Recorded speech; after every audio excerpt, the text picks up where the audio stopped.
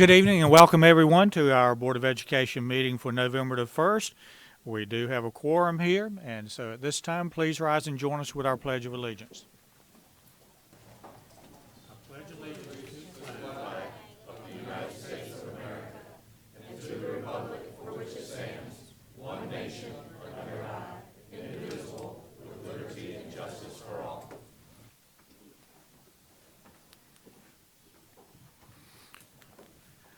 Okay, without further ado, Dr. Barrell, our superintendent. Thank you, Mr. Chairman, members of the board, and the public.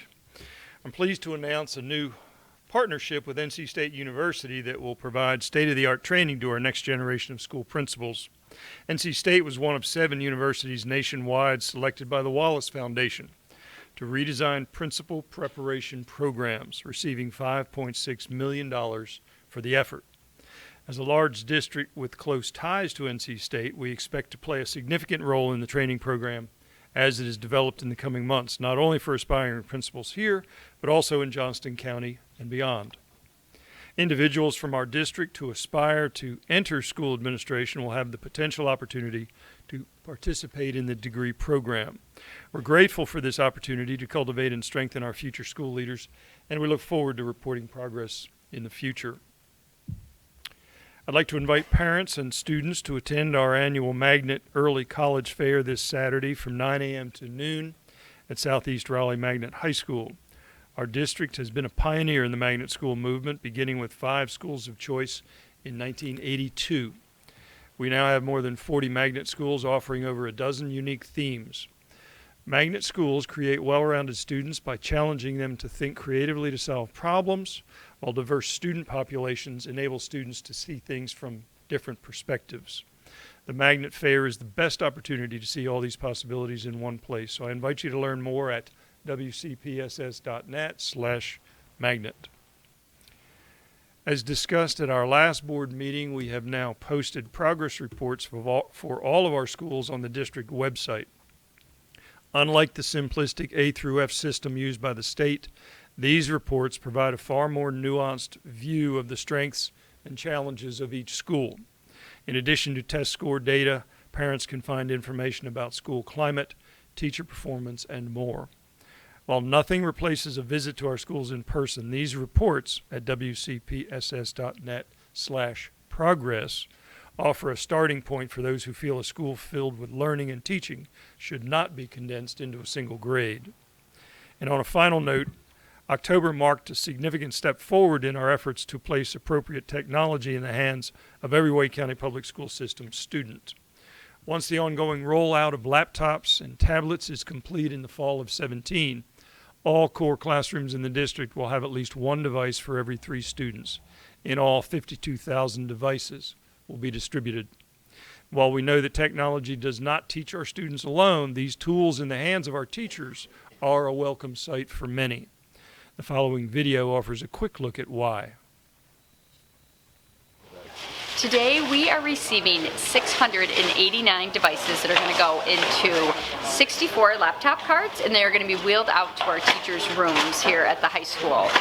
This is the first time that we've had so much technology in each teacher's room. We're going to have about 10 to 11 in every classroom, about a 3-to-1 ratio. So that's still really beneficial compared to the amount of computers that we have right now. It's going to offer the teacher flexibility on how they want to run their class. Up until this point, they've had to sign out a computer lab or space in the library to use technology. This is going to allow them flexibility on how they want to use it. So if they only want a small group to use the technology, they can do that. If they want to collaborate around a single device, they can do that.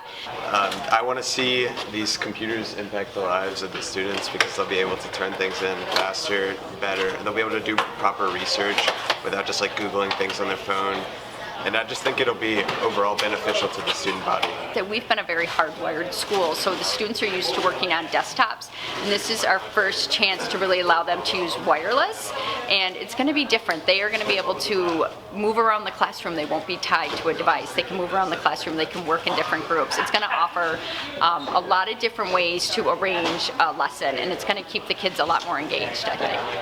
like whenever we're in class and we're doing like an essay or we're doing research and stuff of that sort, it's really going to make it much more efficient to be doing it actually inside the class and not have to kind of battle for the computer areas that we have around the school. So it's going to make it much easier to do research and to do essays and stuff of that sort.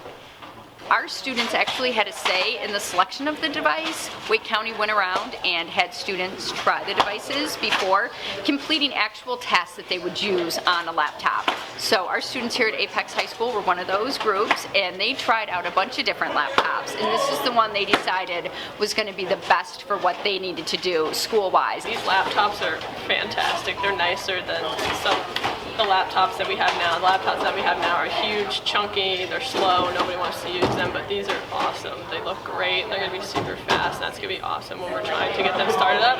Just pull one out, get it going, and it'll be quick. What we're doing here is making them have good digital citizenship, and when they leave here that the responsible use of technology, and it's not just for entertainment, that they're going to have a good grounding and educational use for the technology as well.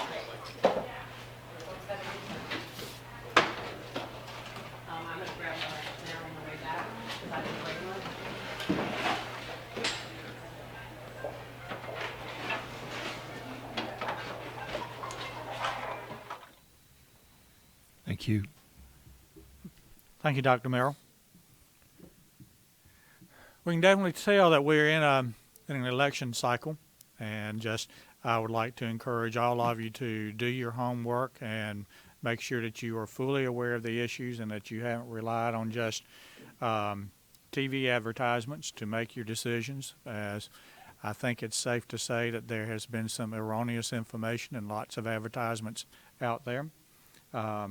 So do your homework, look at various sources to make your decisions, and show up next Tuesday, if not before, to cast a ballot as you see fit.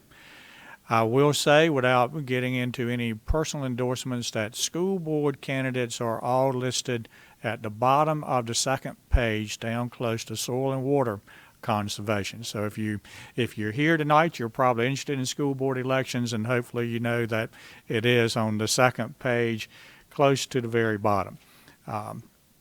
Dr. Merrill, thank you for your comments about the progress reports for our schools. That is such valuable information to share with our public, and much more credible than the one letter grade system that the state has adopted, that is causing a lot of issues for our schools and our communities, because it is an overly simplistic method of looking at the progress, and in some cases lack of progress, that some schools have made.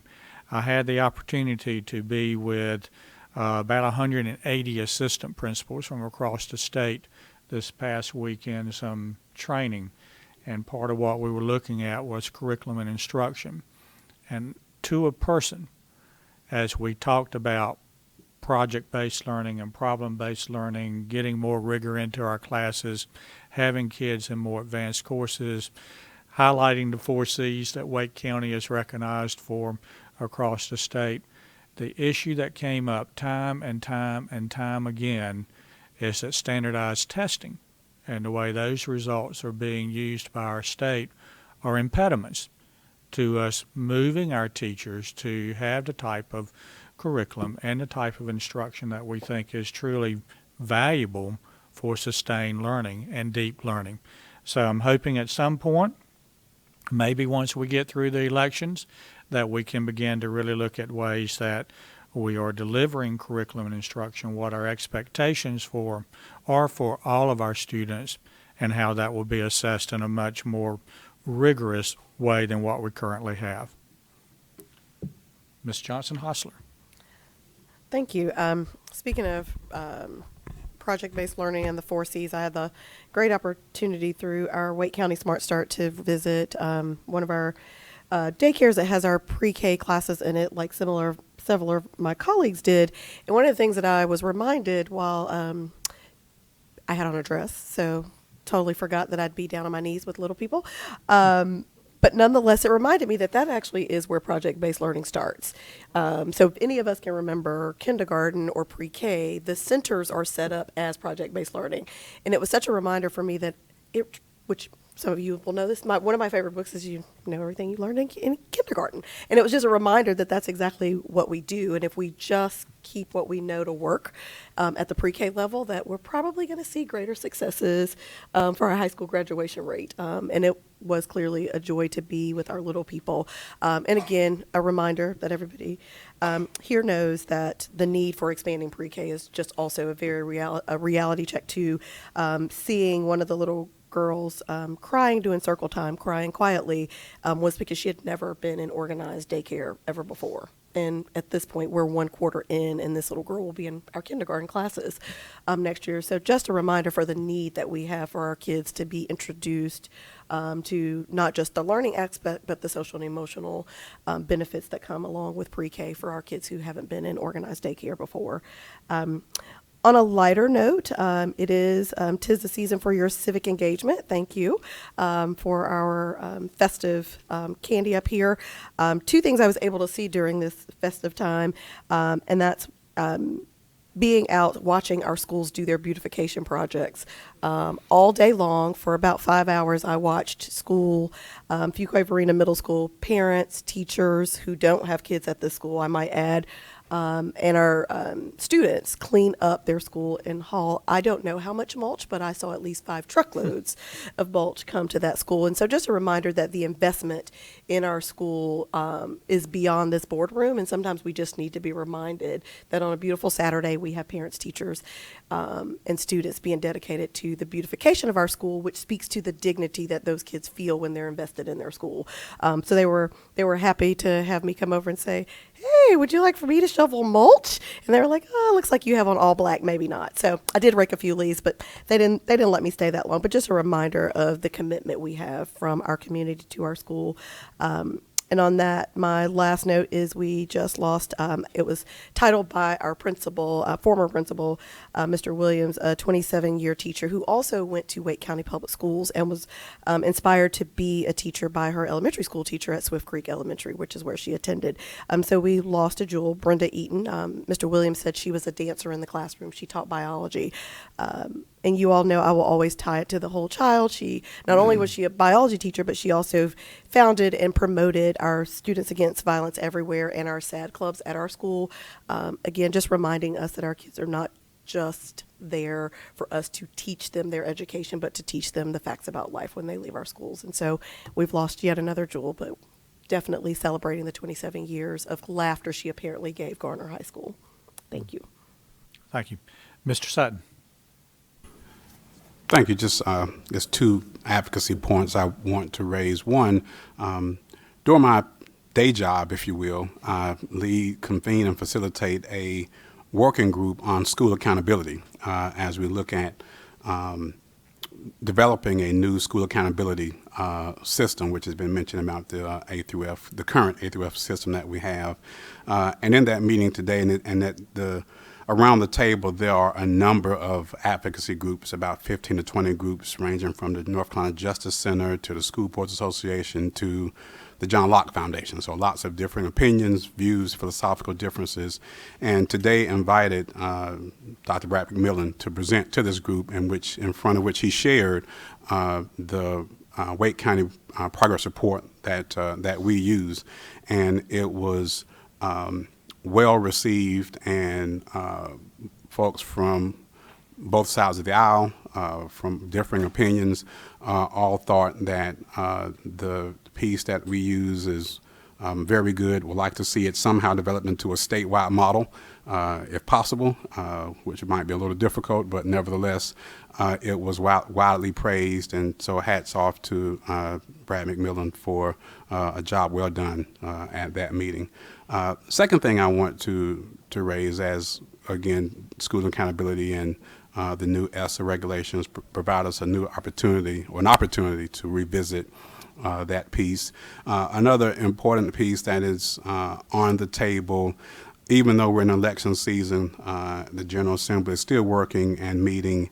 There was a big meeting last week around principal compensation. North Carolina ranks about 48th in the country when it comes to principal pay. and the General Assembly is looking at work to try to overhaul how we pay our principals. So in this election season, as you participate in candidates forums and issue briefings and other things of that nature, talk to candidates and elected officials about their feelings around this issue as well. We hear a lot and often talk a lot about teacher compensation and teacher pay, but principal pay gets very little attention. There are not many models in the state or across the country around how we might do that, so there's a huge void in terms of options and a real opportunity to look at how we can increase compensation for our principals. As we know, the two most important school-based factors in increasing student achievement are having, one, an effective teacher, and secondly, an effective leader in the building. So please challenge and talk to your elected officials about that as well. Thanks. Thank you. Dr. Martin? Thank you. A couple things. Appreciate Laura and Glenn coming to the District 5 BAC this week. We had, again, a good discussion on the student assignment. Not a whole lot of things changing in District 5, but I think it's important for the whole community to understand the challenge of growth and how we try to deal with that. So hats off to Laura and Greg for a great presentation. In this election season, I'd also like to thank the whole variety of community groups that hold forums for elected officials and candidates. I think sometimes we get lost in the chaos of an election season about all the tensions and arguments, but these forums give an opportunity to engage with the community and discuss ideas, what it is we're doing, what we're talking about, and people from the community come out and want to learn. So hats off to the community, from community groups to chamber groups to you name it, all the different forums. Thank you. I think it's been a very instructive time. Last week it was, those who attended got a very special treat by the Enloe Theater Kids. They wrote and produced a version of a play known as We the People. We the People is not a fixed script. It is a script actually written by the team who puts it on about their lives. What does it mean to exist in the experience in which they exist? This group of high school students tackled challenging issues, from racial issues, gender issues, the stress of AP issues. Very, very powerful piece. And I think we need to hear from these young people because, number one, we need to understand their experience, but through their eyes, I think it helps us see what's going on. So I've talked with them, and I've talked to Will Chavis, principal at Enloe, and I'd like to challenge a lot of central office and the board to potentially find a time where we can hear and see it. They're willing if we can find a time to do so. But hats off to these kids and the teachers who supported it. A truly powerful effort that we all need to hear from. Two other things that I just want to reflect on from conversations I've had with a variety of folks, working on policies, working with my own students right now. At policy committee, been dealing with lesson planning, which is important. Don't get me wrong. Planning is important. Data is important. But the more we talk about that, I always want to make sure that we recognize that lesson plans and data don't change lives. But relationships and inspiration do. We've got to deal with the mechanics of the organization. But in dealing with the mechanics, let's always keep, I was going to say in the back of our mind, but I want to put it in the front of our mind. How are we inspiring? Because inspiration is what changes lives. And related to that, my students at NC State are in the middle of the realization of what a research paper really means. And I had a student ask me, it was either Friday or Monday, I don't remember which. He said, I've been digging up these research papers, and the more I read, the less I know. I said, yes! Because isn't the fundamental thing about education learning enough so we know what questions to ask? Too often we've let education be this idea that we're supposed to learn the answers. But true education is learning what we don't know so we can ask the right questions. So students are struggling in that process, but that's what education is all about, and that's exciting. Thank you. Thank you, Dr. Martin. Ms. Felton. Okay, well, once again, as my colleagues have mentioned before, election time. And the encouraging news is that the numbers look pretty good in terms of people who are doing early voting, which I think is wonderful. I did stand in line for over an hour. It could have been about 2 hours the first day I went, but I said I'll come back. So an hour wasn't too bad to wait. And it is very important. The discouraging part, okay, as I talk to people after, voting, is that they only really kind of voted for the president and the vice president, and they did that slot, and then the governor, and well, maybe the attorney general, but it was just very, very limited. And yet I want to reiterate what I think Mr. Benton said. The school board, your county commissioners, your local government, we're on the back page. And I will say the poll workers said, now it's got two sides. Okay, just don't say, whoop, whoop, done, okay, or I'm going to do it. The judges are on the back page, and they are very, very important to our communities. So local government, I used to always think the federal made the big differences, and it does make a difference, but your local government, I think, tends to make more difference, in my opinion. So do go out there and vote. Remember, I am a history teacher, so I always go back to ancient Athens, and they took their voting very seriously. Of course, only men over 30 could vote, but those men, they were serious about it. And the people of Athens, and they did more than anybody else in terms of the ancient world. There are 123 countries in the world that say they're democracies, but sometimes if you look at the human rights of these officials who were voted on, it's sometimes by the parliament, it's sometimes military. I think that we pride ourselves on our electorate going out there and voting for people. So we marvel at the Greeks for their pride in democracy, but they did want you to be informed, and you were marked. It wasn't a scarlet A. Okay, it was, they literally had, if you were voting and you were walking too slowly, they had this rope dipped in red paint. And if you got red paint on your chitin, whoa, you're branded. You weren't hurt, but everybody looked at you like, you don't appreciate your right to be able to participate in government. Lastly, Dr. Martin mentioned forums. There were a number of us who attended the Muslim Public Affairs Council forum, and we were glad to reach out to the community. There were candidates there, and we got a lot of feedback from them. And I do think it is about going out to communities and learning things. One last thing, the tech piece, it was so exciting to me, almost made me want to go back in the classroom, except for I'm not very good on the computer.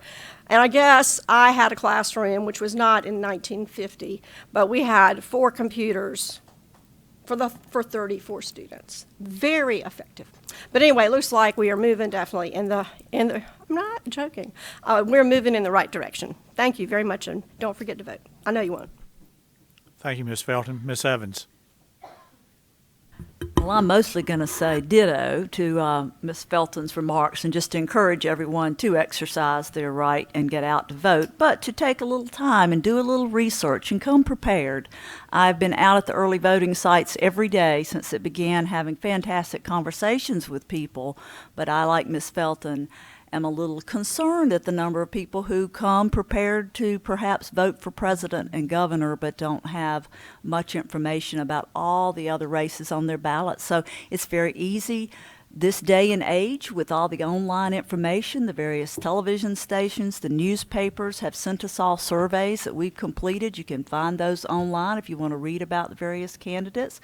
And I just encourage people to get as informed as they can before they come and vote. Thank you. Thank you. Mr. Fletcher. Ms. Kushner. Thank you. Like Ms. Johnson-Hostler, I was able to have a site visit to one of the early learning centers we work with. So I want to thank Smart Start and the Jordan Center for hosting me with the little people and the great practices that are going on in Wake County. We know what we need to do for pre-K, and yet we have so many kids on waiting lists for early learning. So I would also want to echo my colleagues that we all do our exercise our right to vote, make sure that we are educated voters, and make sure that we turn to that second ballot, that second page of the ballot. There are many folks with divergent ideas on education, so just hope that our voters are able to go out there and exercise their rights and as an educated voter. Thank you. Thank you. All of you have had a chance to review the proposed agenda for tonight, but before I ask for a motion, please note that there are some changes that have occurred that throughout today that you've been made aware of. We've added one item to closed session. We have moved from consent to action, a contract phase 2 about Vernon Malone College and Career Academy, and an information item on academic advancement. National School Psychology Awareness Week has been postponed until our next board meeting. So with those changes, do I have a motion to approve tonight's agenda? So moved. Okay, is there a second? All in favor say aye. Aye. Any opposed likewise? The agenda is approved. So the first order of business is public comment. We need to remind our citizens who sign up to address the board during public comment that you'll be called in priority order, first for items on the agenda and then for items not on the agenda. Each individual speaker will be allowed 3 minutes for remarks. Specific personnel or student matters are not appropriate for this public comment setting but may be addressed through applicable WCPSS personnel, the grievance policy, or other policies. After 30 minutes of public comment, any speakers remaining, I'm sorry, we always listen to all of you, so I'll skip the 30-minute part. Need to just scratch that out. As I always do when I'm starting this part of it, we will, I apologize in advance for mispronouncing names. I'm looking at different spellings here that sometimes are right and sometimes wrong, and plus then my ability to pronounce. So again, my apologies if I mispronounce your name, but I hope I get it close enough that you recognize that I am calling on you. So our first speaker, Jackson Huggins.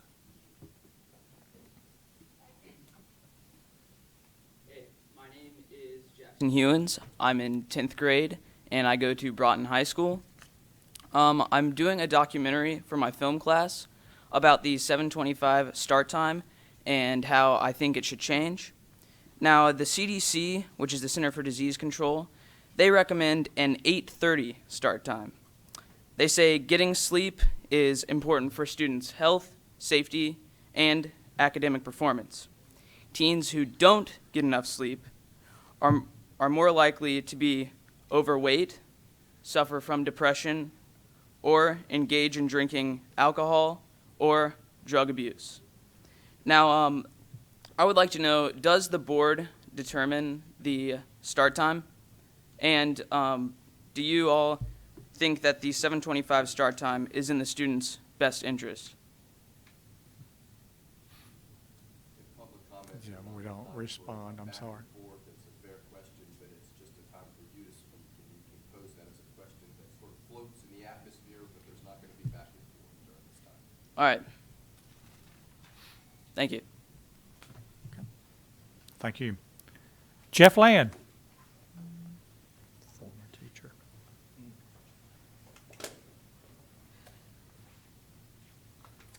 Welcome, Jeff.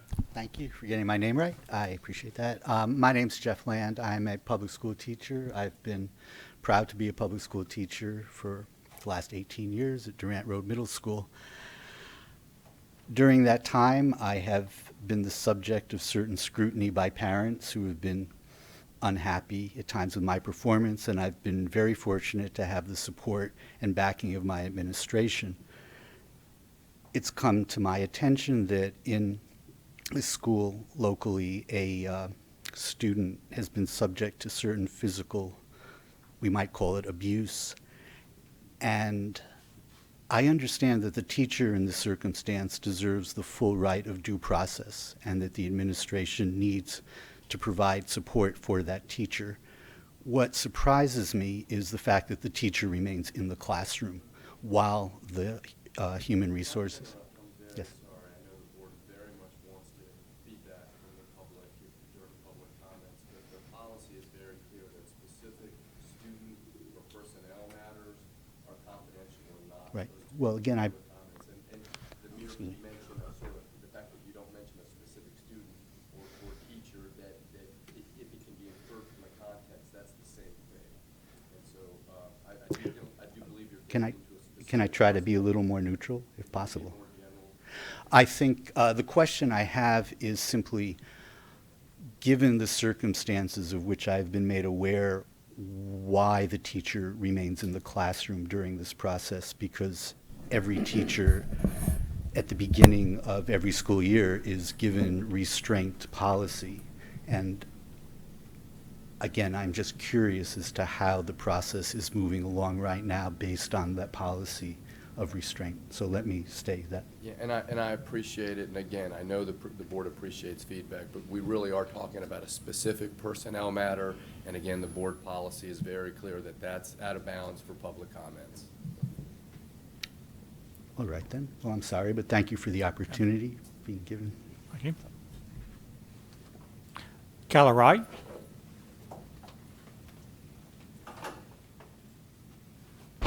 Good afternoon, Chair Benton, Dr. Merrill, Wake County Public School Board. I am Calla Wright. I'm a parent, but I'm here today as a Concerned Citizens co-founder, Concerned Citizens for African American Children. Our primary mission is to ensure equity, equality for all children. But before I start on my issues, I'd like to thank Monica Johnson-Hosler and Keith Sutton for coming out to our community, for having courageous conversations on issues that impact our children. And I commend you for the progress that we made. But more importantly, many parents have expressed concerns on issues that we feel that the system doesn't quite understand. And to that end, we'd like to suggest and recommend that we put together a board that comprised of parents from our community, members of the school system, to talk about issues and to bring these issues to the forefront so we can have resolutions. But I think we can only grow in progress when there's a cohesive effort and when we are talking in dialogue, and including members of the board and our superintendent joined us in those critical conversations. And to that end, we look forward to further dialogue and resolving issues and concerns from our community. Thank you. Thank you. Stephanie Lorman.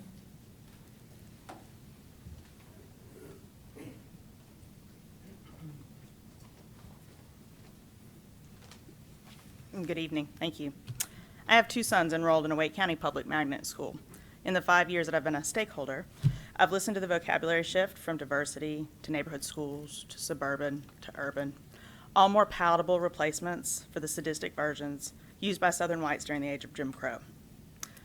White North Carolinians don't stand outside of elementary schools hurling words of racial terrorism at black students anymore. We've advanced beyond such simplistic racism. Even with the best of intentions, our refusal to talk about our internal racial and cultural biases allow them to be written into the fabric of the policies that govern both students and educators. On the surface, the flexible punishment guidelines of the tiered levels of rule violations means an administrator can use their judgment before deciding which behavior supports long or short-term suspensions. But the majority of teachers and administrators are white, and we aren't talking about what that actually means about the interpretation of behavior for minority children. How many studies showing the correlation between suspension rates and skin color a measurable phenomenon that begins for minority children in preschool, need to be published before we start initiating difficult conversations that stretch beyond that which we can accomplish with writing policy. We tried to solve racial disparity with ambiguous school personnel policies and clearly written student codes of conduct. With such high expectations for the behavior of children, with such severe consequences available for when they fail to meet those expectations, surely I could expect the school personnel policy to follow a similar high level of detail. Yet I found the opposite to be true. I wasn't surprised to read a state law that allows teachers to use reasonable force. Surely the application of what is deemed reasonable would not include some of the adult behaviors we've heard about. Big change can't happen overnight, but when a single incident of a blonde-haired, blue-eyed kindergartner wandering away from school prompts newly written policies that affect how thousands of children go to the bathroom, I'm reminded that changes can also be quick. We need to acknowledge that 82% of North Carolina's teachers are white, and that our continued denial of implicit bias creates an unnecessary obstacle for equitable opportunity. We have to acknowledge that the way we write school discipline policy continues to use skin color as the main classification and determination of the content of a child's character. We need to rewrite the school policies that holds a child's behavior to a higher level of scrutiny than the adults educating them. We need to send school administrators and grade level chairs to both racial equity training and mental health first aid training to give them new and proven tools to help students succeed. The board should consider seeking comments from community stakeholders prior to finalizing the policies that detail the behavior and misbehavior standards for students and teachers. We can put an end to institutionalized disparity, but first we have to admit it even exists. Thank you. Melissa Reynolds. That's excellent. Melissa Reynolds. Pass. Bridget Burge.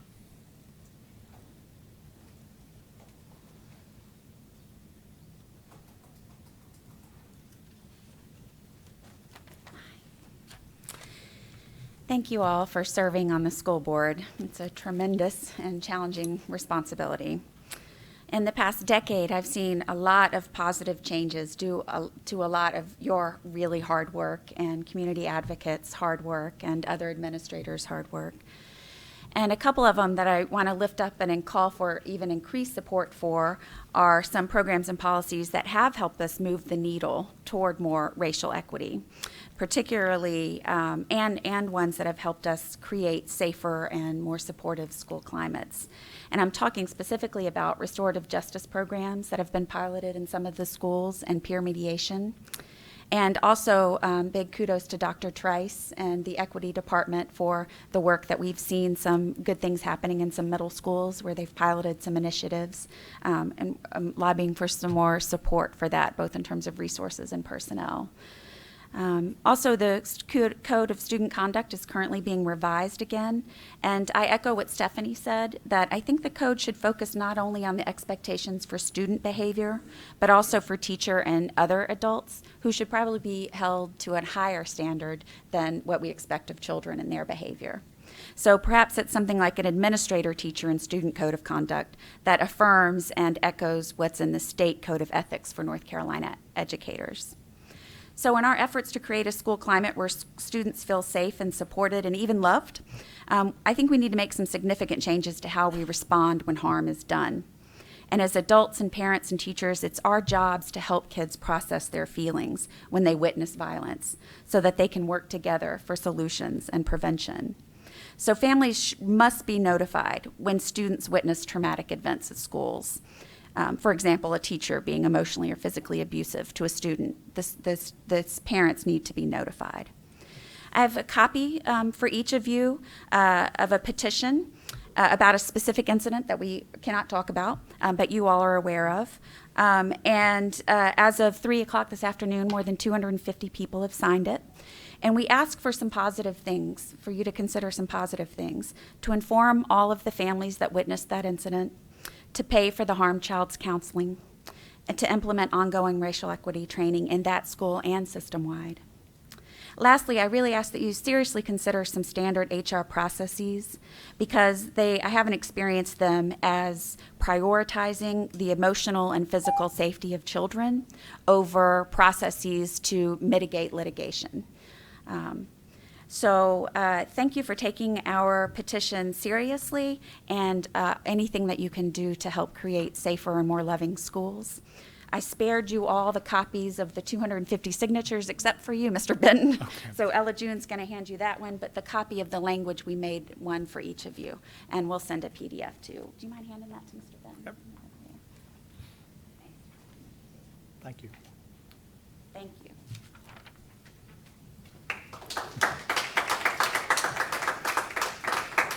Tavon Bridges.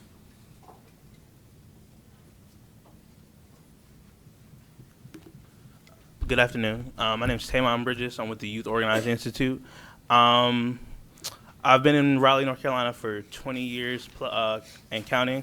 I've been through all three branches of public schools, elementary, middle school, and high school. We all, a lot of parents and students already know that Black and brown students have a hard time and are also bullied often throughout all three branches, myself included. From being in elementary school and losing my father at the age of 8 years old, I was in an altercation 6 months later after he passed away because someone was, teasing me about his passing. It wasn't until talking with the help of my family support and, talking to my counselors in schools that I, resolved the issue within myself and moved on. Middle school, my brother was countlessly told by his teacher that he was ugly and that he had a sinister look on his face every time that he walked into our class. It wasn't until my mom countlessly came up to the school and spoke with this teacher on several occasions that the incident de-escalated. In high school, I was told that I wasn't smart enough or couldn't handle advanced level classes until a teacher who was also Black told me that I could handle these classes, and it wasn't until my junior year that I started having honors classes. I had 4 honors classes in 1 year. And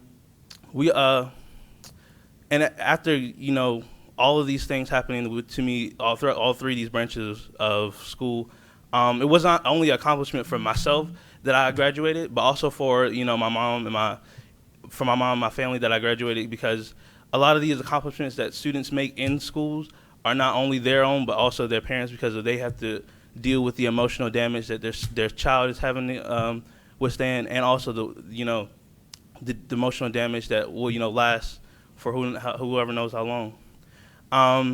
Black and brown students are bullied throughout their life in and out of school by teachers, students, police officers. Anybody that feels the need. So we, myself and other community members are not asking for special treatment for Black and brown students. We're asking for fair treatment. We're asking for actual solutions to be put in schools, like restorative justice and peer remediation, social workers, different things that will make it a safe and comfortable environment for students to come to school and to learn. And also asking for a culturally relevant curriculum. A lot of students don't see themselves in the curriculum, so that's why they don't pay attention in class. So that's why they feel the need to make the disturbances that they're making daily. So thank you for your time, and I appreciate y'all work. Thank you. Ella June Burge Waltz.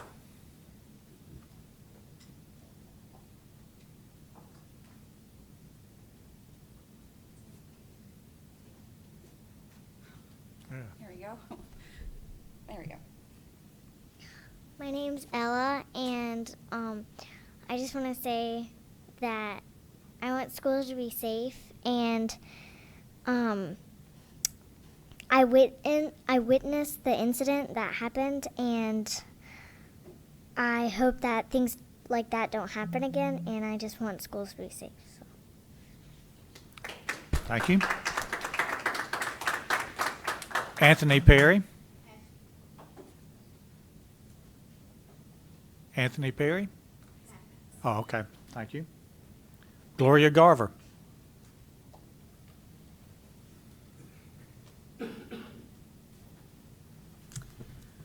Superintendent Merrill, Chair Benton, Vice Chair Johnson-Hostler, Ms. Kushner, Mr. Fletcher, Ms. Evans, Mr. Sutton, Mr. Martin, Ms. Felton, Mr. Blumberg. Thank you very much for your time and ear. I want to applaud you for what I observed just earlier today to be a very careful and thoughtful work session. And knowing that you are looking at multiple factors, I simply want to endorse that we greatly appreciate our Cary Park neighborhood. And as mentioned before, many of us have stayed in our neighborhood for many of the positives that a neighborhood offers: friends, networking, schools such as Mills Park, carpooling both to school and to extracurricular community activities as well. It's a place we call home, and our broader home. And as a neighborhood, we're very invested in our residential and our school neighborhood. And so for that reason, I want to welcome any questions that you may have for our group. I personally invite you, and I'm more than happy to be your hostess, to experience Cary Park and Blackstone for yourself. And we remain hopeful for a draft number 3 for the enrollment proposal that sees fit to keep us together as a neighborhood. We tremendously appreciate your very thoughtful deliberation and into keeping our broader home intact and our kids together in their school assignment. So thank you very much. Geraldine Alshami, and I know she's going to correct me, and I apologize again.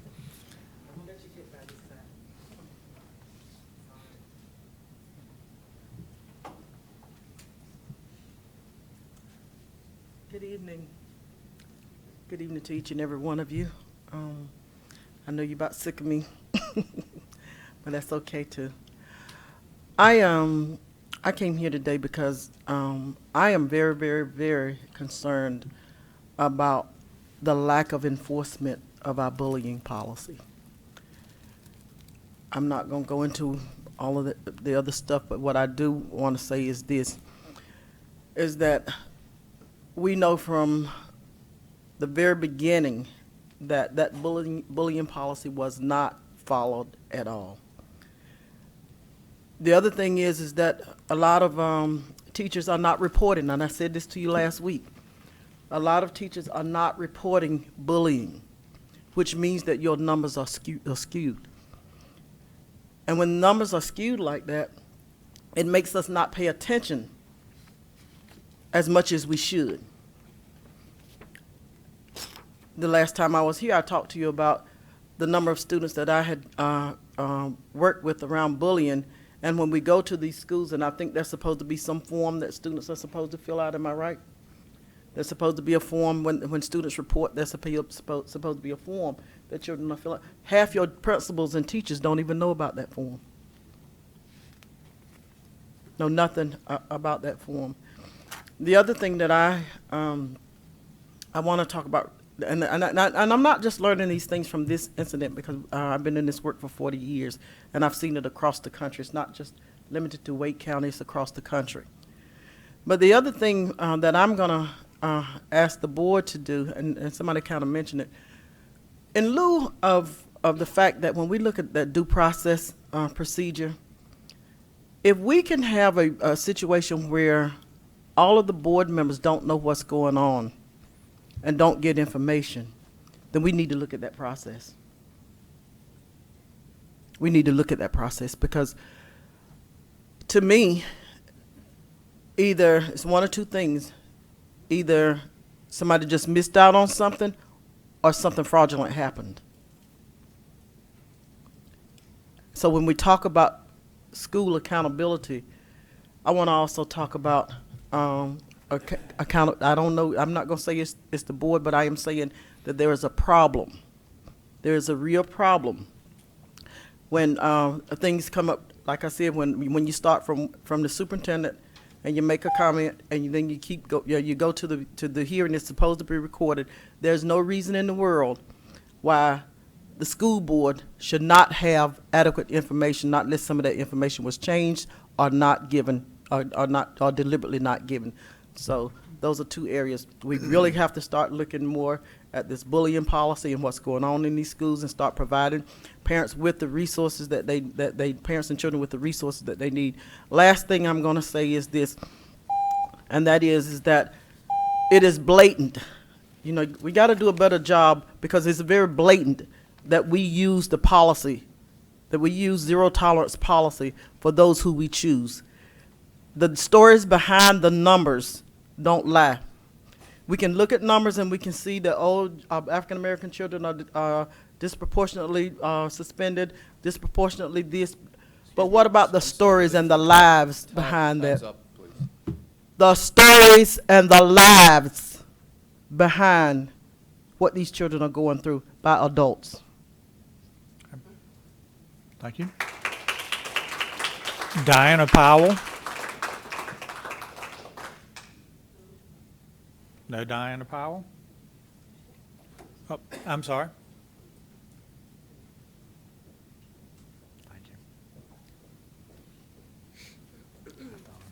Good afternoon. Thank you for the opportunity to be able to speak to you all. My name is Diana Powell. I'm Executive Director and owner of Justice Serve in North Carolina. I work within the judicial system. And working in the judicial system, we see many of our youth coming through that system. And unfortunately, a lot of them end up there due to bullying. So I'm addressing you all today, this evening, the policy on bullying. It has to be looked at very serious because a lot of our youth are ending up in the judicial system. And that's a part of our school to prison pipeline that we have to bring more attention to this. Our community is speaking very loudly. And we are going to continue to educate our community on these issues that comes out of our school system. Today I was in a meeting with the DA. She announced that there are 150,000 people that are in our criminal system. I wonder how many of them come from the school system are being bullied. I don't know if you all have experienced any bullying, but this is very serious. We are working on an expungement clinic. There was 2,357 people signed, pre-registered to have their record looked at to be expunged. I wonder how many of them are youth. How many will be youth and coming up in our future? This is something very serious. And we will continue to bring awareness to our community that this is happening. Every case that we hear, every situation that come across our desk at the Justice Serve, we're going to bring awareness to our community. I'd like to leave with you a quote from Thomas Jefferson. It said, "If the game runs sometimes against us at home, we must have patience till luck turns, and then we shall have an opportunity of winning back the principles we have lost. For this is a game where principles are at stake." Thank you. Thank you. Wanda Hunter. Wanda Hunter. Not here. Carol Strange.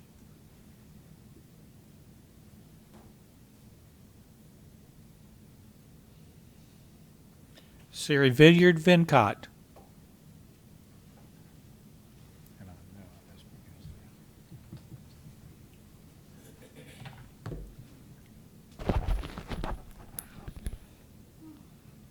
Good evening, everybody. Thank you for this opportunity to let me speak here. I'm here to speak on behalf of the Cary Park and Blackstone neighborhoods about the proposed reassignment of our kids from Mills Park Elementary to Hortons Creek Elementary. We are requesting the school board to keep our kids together at Mills Park, where we as parents and our kids as students have invested a lot of time and efforts and built a lot of relationships. We would like to believe that the school board represents us and will strongly and diligently consider every possible alternative before making a final decision. We appreciate that the board is looking at our feedback and considering alternatives. I would like to thank the staff, especially Laura Evans, Glenn Carrozza, and Kathy Moore, for working out the scenarios that we have presented thus far. Going through the slides on the follow-up to draft 2, where we were still proposed to be reassigned, we saw that over the next 5 years, Mills Park will decompress and still be well under capacity with or without us. We understand that the board likes to think ahead, likes to look at the bigger picture, and speaking on those same lines, I would like to point out that our neighborhood is a much older neighborhood. Our families have lived there for many years, which means we also have a lot of older kids. So our neighborhood will eventually age out, and our kids will move out of Mills Park Elementary and Middle Schools in the next few years. That being said, if you keep our 111 kids at Mills Park without touching anything else, Mills Park will still be under capacity in the coming years. This is a very feasible change since it does not affect any other neighborhood or school. We kindly request you to make this change since it means a lot for us to keep our neighborhood intact. Please do not draw a boundary line through our neighborhood, such as the lake. The lake is not a divider and should not be considered as one for reassignment purposes. If this proposal were to go through, quite a few kids in our community will have to move to Hortons Creek Elementary next year, Mills Park Middle the year after, and then to the new middle school near Alston Ridge when that opens in the next 2-3 years. So 4 schools in 4 years. Now what does that say about stability for these kids? We strongly urge the assignment committee and the board to actually look at all the factors, look at the geography and the logistics of our area before moving forward and destabilizing our kids and breaking up our community. We sincerely hope that the board will work with us and arrive at a decision that would keep our Cary Park and Blackstone neighborhood kids at Mills Park schools. Thank you so much for your time and efforts. Thank you. Thank you. Brenda Hollings.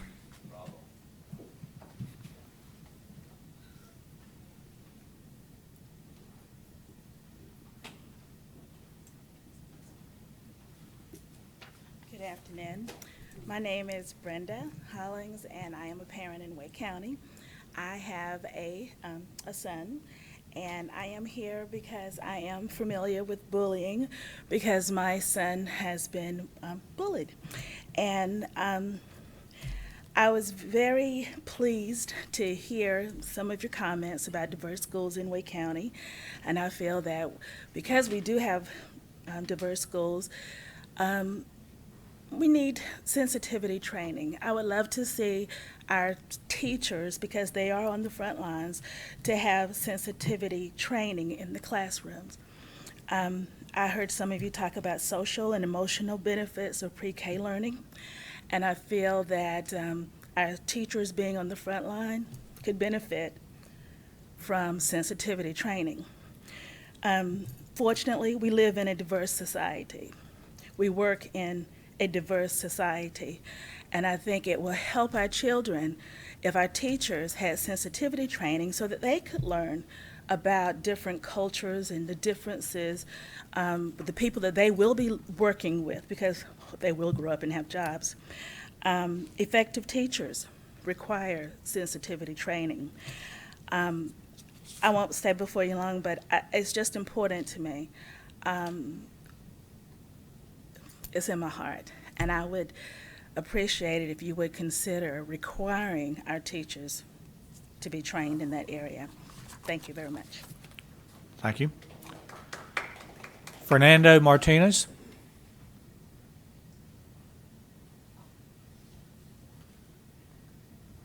Thank you, Board, Superintendent.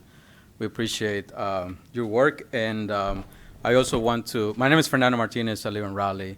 I also want to thank those incumbent and the new Board of Education candidates who came to the forum, put together by the Islamic Center of Raleigh and Muslim for Social Justice, and also the Education Justice Alliance.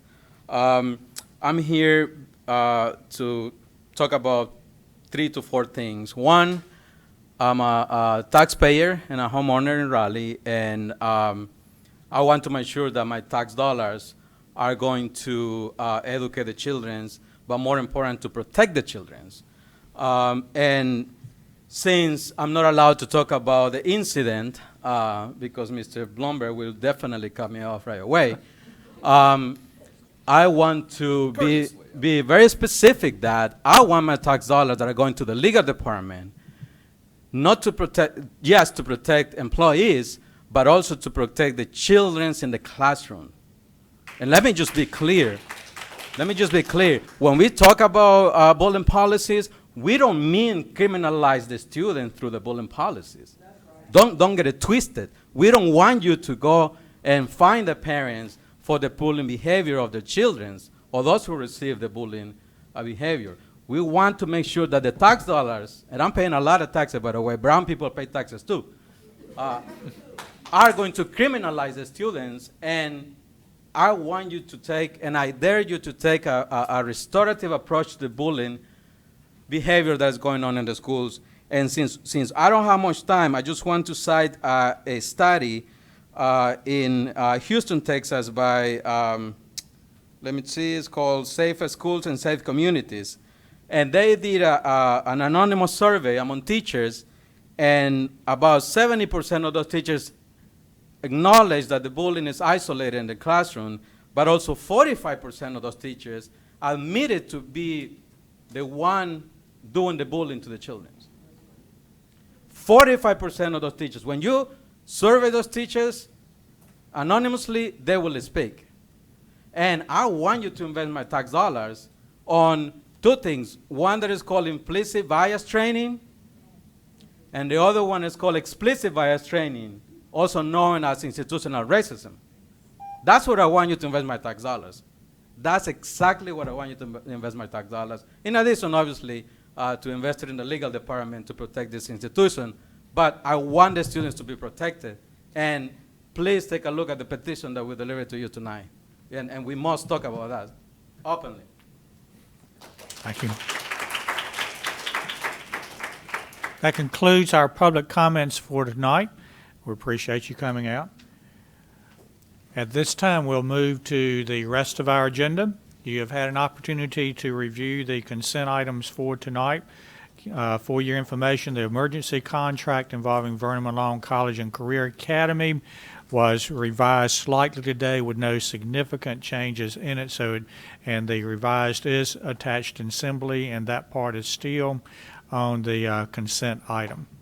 So with that, is there a motion to approve the consent items? So moved. All in favor say aye. Any opposed likewise? The consent items are approved.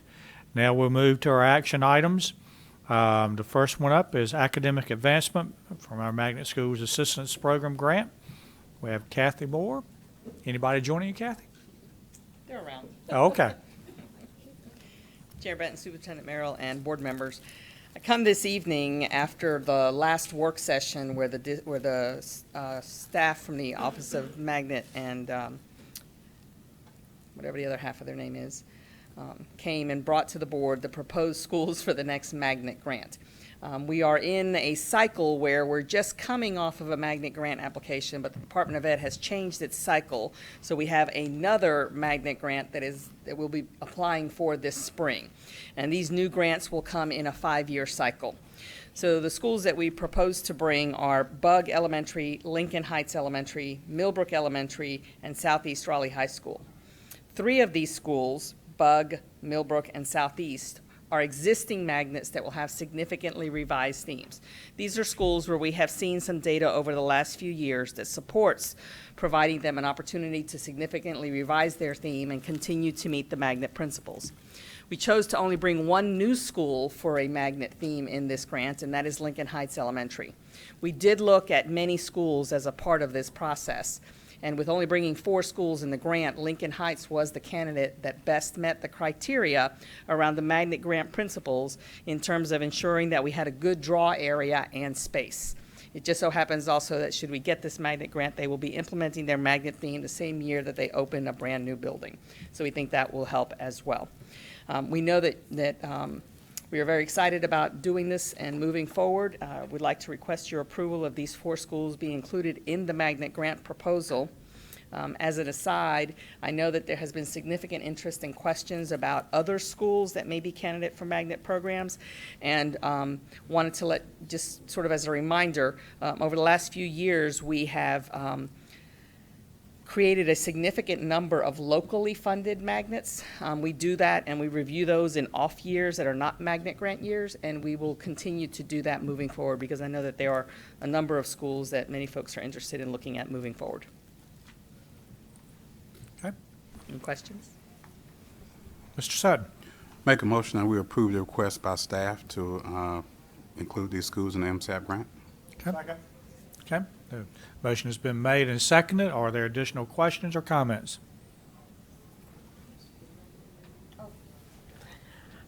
I think you were waiting on me, Dr. Moore. I'm pleased that we are able to include Lincoln Heights. I think you all know that it's a jewel in the most southeastern corner of our county, in a school that used to be a very thriving magnet. And I think with our new building, I'm excited that we're able to restore this school with a magnet theme. And I'm sure the PTA and the parents in that community are gracious for this board agreeing to approve Lincoln Heights in this application. Okay. Additional questions, comments? Going once. I would just like to remind people that these 4 schools are in the magnet grant application, and to reemphasize what you said, we have made a number of schools magnet programs. We've started application schools. We've increased academies out of local dollars. So this does not mean that these are the only 4 schools that might receive additional resources for different programs and themes as we move along. Correct. Okay. So the motion has been made and seconded. All in favor say aye. Aye. Any opposed? The motion passes. Thank you. Our second item, facilities, contract phase 2, Vernon Malone College and Career Academy. Joe. Thank you, Mr. Chair, board members, good evening. If you'll refer to, there is actually a revised précis as an attachment. It has, if you'll pull it up, and that is what I will be speaking from. Again, this is phase 2 for Vernon Malone College and Career Academy. As you know, the school was flooded during the hurricane. A contract was issued by the school system for Belfour USA Group Incorporated to do the initial demolition and drying of Vernon Malone College and Career Academy site after flood damage caused by Hurricane Matthew. That was the item that was on your consent agenda. This is a second contract that has been issued for phase 2 to restore the building to a condition sufficient for reoccupation by staff and students.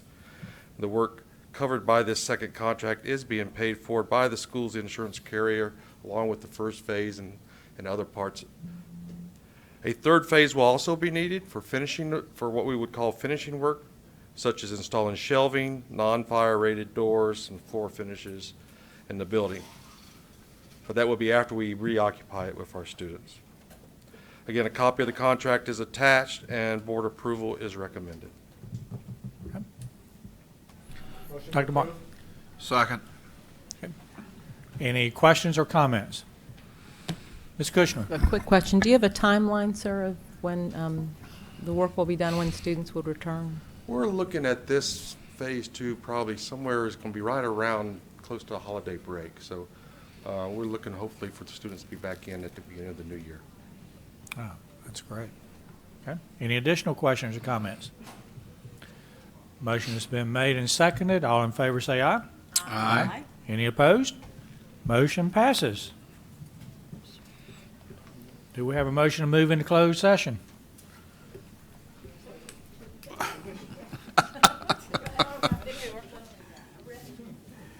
Motion to go into closed session to consider confidential personnel information protected under GS 143-318.11 A1, A3, and A6, and 115C-319, to consult with an attorney employed or retained by the board in order to preserve the attorney-client privileges provided in GS 143-318.11 A3, to confer with the board attorney regarding a pending matter in the Office of Administrative Hearings EW versus Wake County Board of Education, and to consider confidential student information protected under GS 115C-402 and the Family Educational Privacy Rights Act 20 U.S. Code 1232G. Second. Okay. Yes. Thank you. All in favor say aye. Could you repeat that, please? All in favor say aye. Yeah. Aye. Any opposed? We are now into closed session.